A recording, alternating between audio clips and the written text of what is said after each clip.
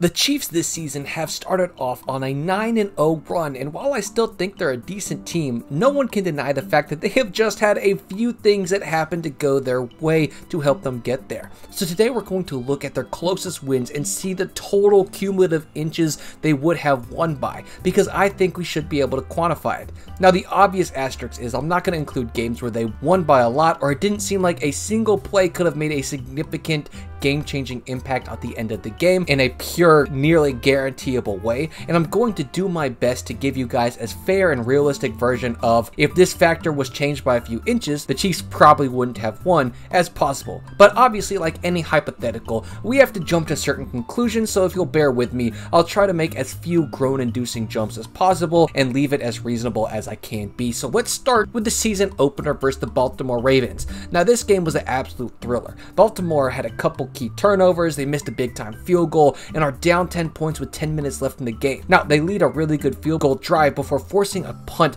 giving them exactly a minute and 50 seconds to close the 7-point lead, and they would do just that, getting all the way down to the 10-yard line with 10 seconds left where Lamar would miss Zay Flowers, but on the final play of the game, he scrambles, looks left, looks right, makes a guy miss, fires to the back of the end zone, and Isaiah Likely has it. Touchdown! Now the Ravens get a chance to go win it, and wait, what do you mean is going to the replay booth? Oh my god, if you are a Ravens fans or a Chief hater, you watch this replay and your stomach drop down to your toes. Now obviously, if this is a catch, it's not exactly guaranteed that the Ravens win, so I understand you may see it as dubious to count this as a single inch as how much the Chiefs won by, but hey, we don't know how it could have been, and this inch is what secured the Chiefs the win and kept it from going to overtime, so you know what? I'm gonna call it fair game. We're gonna tally it up to a single inch winning them the game number 1. On to the Chiefs taking on the Bengals, and we have another gorgeous one.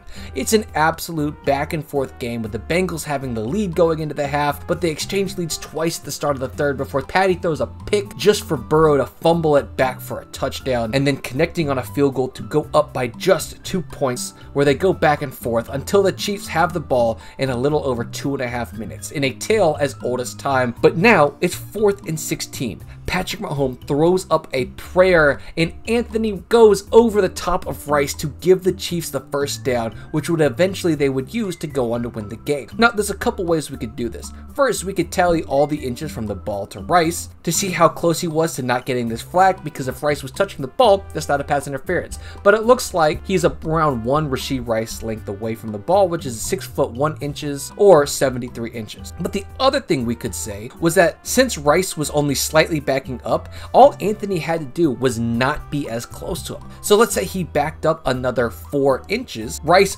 probably doesn't back into him as fast, thus Anthony does not get the pass interference call, and it's a turnover on downs. And this makes it even more rough because the Chiefs only needed to get 3 yards after this penalty, and Butker smoked the ball, so we can only assume that this play and this play alone is what gave them the win, moving our total inch counter now to 5 inches. And against the Falcons, this one is another one-score game, and it was a complete grindfest. I mean, it came down to less than 40 points over the course of the game, but unlike the last two, there's not exactly one play of a few inches that really defined the final course of the game in an obvious way. Maybe you could point out this pass to Kyle Pitts that was just a few inches away from him catching it, but there were 4 minutes left in the game, so that would make all other necessary stretches I've had to make so far in this video look like a Little League warm-up compared to a 9th circle of hell yoga session of a stretch that would be to assume that the Chiefs wouldn't score again.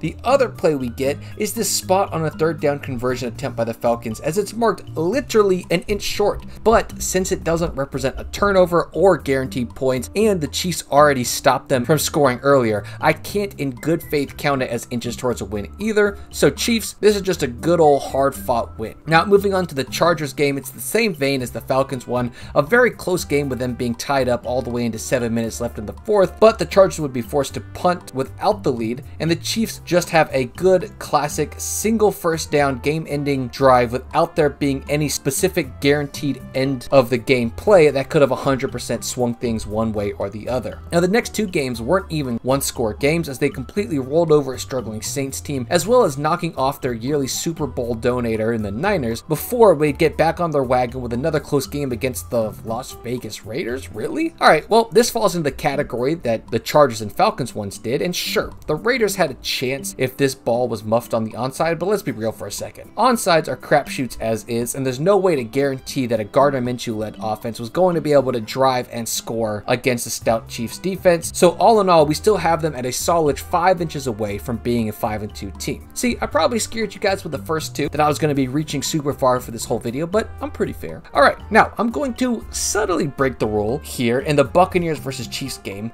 That was another just close one. The Chiefs and Bucs were fighting the field position battle all game, with the Chiefs having just a lone tiny 3-point lead at the end of the half, but in the second half they would be in a slugfest with the Buccaneers putting together an absolutely gorgeous 10-play 71-yard 2-minute drill to score, tying the game. But here on 3rd and 1, the Chiefs were looking to pick up the first down, but Patrick Mahomes tries to dump it off to their newly acquired DeAndre Hopkins, but he wasn't looking, and Winfield sees it, dives at the ball, but reads the flight path a little off, meaning that his left hand was just 3 inches away from getting to the ball, meaning he could have gotten both hands on it and probably would have secured it, securing the interception, which with 14 seconds and no timeout left doesn't exactly spell an automatic wins for the Bucs, but they're only about 5 to 10 yards outside of field goal range. So mix that in with the half inch that the coin would have to be tossed either higher or lower to give them the ball first in overtime to potentially win that way, and we'll say that this interception should have given them a pretty good chance to ice the game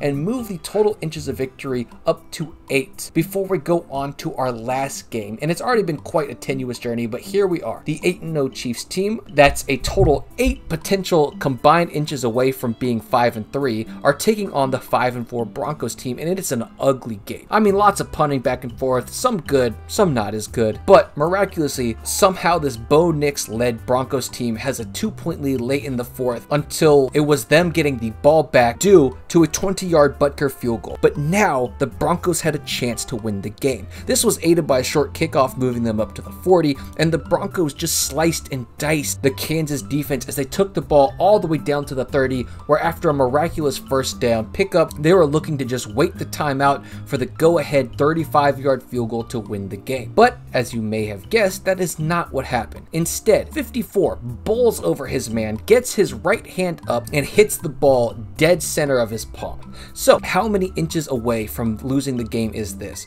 Well, luckily we have the measurements, and we know that his hand fully extended is 9 3/4 of an inch. So since it hit dead center, he probably would have to hit it 4 to 4.5 inches higher to clear it. We'll just call it a clean 5. Or if Chanel would have just moved his hands 4 inches lower, that would have done the same thing as well. So across 4 games, if you could pause time at any second and move players or the ball just a total of 12 inches, 1 foot, you could have caused the Kansas City Chiefs to be 5-4 on the season. And if you really want to stretch, you could move the ball forward another inch for the Falcons on their end of the game 3rd down conversion attempt, and you'd have a strong case for the Chiefs being potentially 4-5. Now, this isn't a salt thing. Good teams find ways to win these battle of inches, but I think this is just one of the best case studies we've had in recent memory to show how few inches it can take to win football games.